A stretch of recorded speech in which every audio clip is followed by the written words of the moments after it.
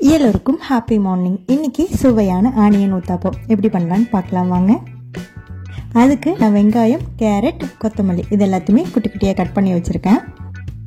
இதுக்கு தோசை எப்பவும் போல் இல்லாமல் கொஞ்சம் தடிமனாக ஊற்றி எடுத்துக்கோங்க.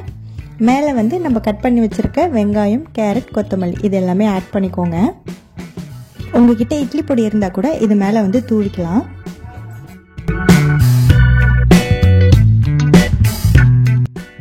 தேவையான அளவுக்கு எண்ணெய் ஊற்றிட்டு சிம்லே ஒரு 2 to 3 மினிட்ஸ் இருக்கட்டும்.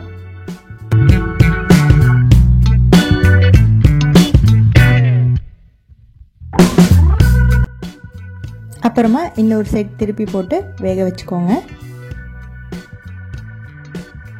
அவ்வளோதான், சூப்பரான ஆனியன் ஊத்தாப்பம் ரெடி ஆயிடுச்சு. கண்டிப்பாக ட்ரை பண்ணி பார்த்துட்டு கமெண்ட்ஸில் சொல்லுங்கள். உங்களுக்கு என்னுடைய வீடியோஸ் பிடிச்சிருந்தது அப்படின்னாக்கா என்னுடைய சேனலுக்கு சப்ஸ்கிரைப் பண்ணிக்கோங்க. எல்லோருக்கும் ஹேவ் அ நைஸ் டே.